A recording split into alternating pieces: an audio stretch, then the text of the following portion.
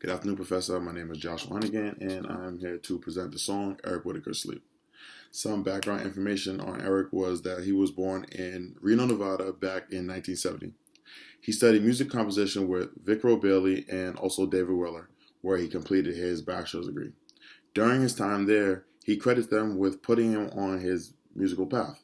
He felt so deep about this that he wrote his setting, Gold Lovely Rose, for his college choir to present to them as a gift. He later on went to study at Juilliard to earn his master's degree. He studied with other composers like John Corigliano. You ask who this is. He's also another award winner of the Pulitzer Prize, a Grammy, and also an Oscar. During his time there, he met his wife, Hilla Pittman. Eric graduated back in 1997. He later on decided to move to Los Angeles and become a full-time music composer, during which he created his first album, which he named Light and Gold. Within his first week, it did really, really well, and it went straight to the top of the charts. But it did so well that it became the #1 classical album in both the US and the UK, receiving 5-star reviews and going on to win him a Grammy back in 2012 for Best Choral Performance. Throughout his life, Eric has worked on a lot of big projects and a lot of big songs. He's worked with a lot of famous people from the likes of John Powell and Hans Zimmer. Hans Zimmer, in fact, and him co-wrote the mermaid theme on a movie that you may know called Pirates of the Caribbean. They also collaborated on a movie called Superman vs. Batman, The Dawn of Justice back in 2011. And also in 2018, he was composing and making music to make a song called Deep Field, becoming the starting point for a collaboration with him and Nassau, with 59 other production companies. One last big thing about Eric, to give you a little background on him, was something he actually did this year. As we all know, a global pandemic was going on, and during this time, he wasn't just sitting back and doing anything. He was still making music. From his house, he conducted a song called Singing Gently, where he sat in his room and he conducted a piece. And the challenge went out for each person to sing the song and to upload their video. And as more and more people did it, it went viral. With over 17,000 different singers from 129 different countries, what he did is he took their videos and he started them all at the same time. And when you listen to it, it sounds beautiful. And it was just a time in the world where everyone was feeling sad and they didn't know what was going on. People were dying left and right.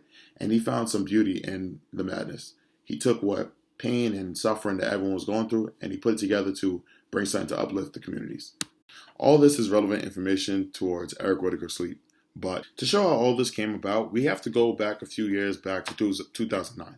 Eric is known as the virtual choir pioneer, but he didn't just do it this year because of a pandemic. He's been doing it for years prior. He began experimenting and producing giant cyberspace sing-alongs, building a reputation as a pioneer in his field.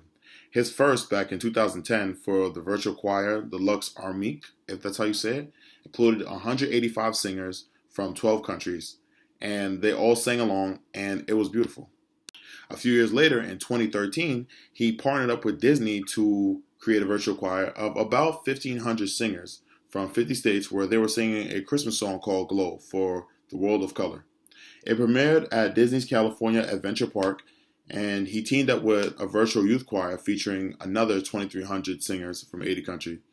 It made its debut the opening ceremony of the Glasgow 2014 Commonwealth Games. Success is something that hasn't been far from Eric, because he even said it himself. When the pandemic hit, and I quote, "I said that if there was ever a time for a virtual choir, it's now. People were going out of their way not to be near anyone, and choirs were branded as super spreaders. This art form is so delicate and gentle, and suddenly we're a threat. I thought it's important for people to keep a sense of togetherness and compassion, and to be delicate with each other as we go through this." As you can tell from how he's saying it, he just felt the need to bring people together, and through music, that's what it's always done. Music has always been, throughout history, something to bring people together. In class, we talk about religion and how that brings people together. We also talk about classical music and many others. And most of this music always either brought a sense of love, a sense of togetherness, even if it was pain. Pain can teach you something about love and how to treat the fellow man. Before I did a deep dive into the song or just researching what it was, I wanted to try to just listen and see what I felt about the song. So when I listened to it for the first time, it kind of reminded me of religion, and also it sounded like he was talking about death. That might have something to do with the topic of the song being sleep. That could have nothing to do with it, but the topic of the song being sleep, and just the way the choir sang it. Like, they came out, it was kind of like exciting and they were happy. And then you could see as the song goes on, kind of like if you're awake and you're going to sleep, that you kind of slow down and you start to quiet down. And the song just gets a little more ominous and I could say dark to make you feel like they could be talking about death, like life and loss in a way. After reading up a little bit more on it, I wasn't that far off. It was a song made for the loss of loved ones. There was a lady named Miss Julia Armstrong. She was a lawyer back in 1999, and she wanted to commission him to create a song for her parents who died within weeks of one another after 50 years of marriage, which is so saddening to have two family members die so fast. She wanted the chorus to be based off a poem called Stopping by the Woods on a Snowy Evening by Robert Frost. And Eric, being the person he is, was moved by what she wanted and he made it. After going note by note and making the song little by little, he perfected the piece that he wanted and he put it out. When he put it out, it was taken very well and it was perfect. In his words, truly a gem. And he wanted to get the words out of the way and just let the song work his magic to just heal her and make her feel better. But when he created it, he never really had the rights to the song. He saw that, not the song, the poem. He saw that it was out and that he could use it, but he never looked into it to get the rights. And the song was later on shelved because he didn't own it. For almost 37 years, he was going to have to wait to promote it the way he wanted to. So he got somebody to help to change the words around so that he could actually use it and promote it. And I'm going to play for you a part that really stuck out to me and talk about that part of it. Let's skip ahead a little bit.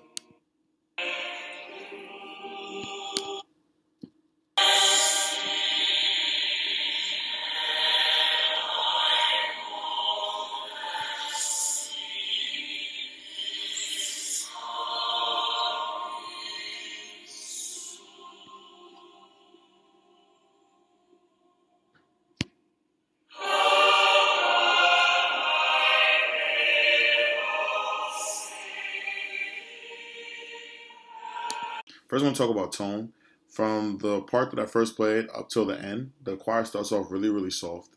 And you can feel like they're feeling it and they're very emotional. And when it gets soft, it's like they get to a boiling point. And when the choir gets a whole lot louder and it's like they're crying out, it shows like the tone of just emotion just coming over as a wave. That kind of shows text painting too, of just going from soft to loud, of just like crying out. Like you go from a calm person, say you're at a funeral or something, and you're just calm about what's going on. Then when you finally see the person that's dead in the casket, it just makes that emotion come out in the form of tears. Because tears, like, it's an emotion that you can't put into words, and all you can do is cry about it. I'm going to talk about another part at 2 minutes and 57 seconds. I'm going to play this.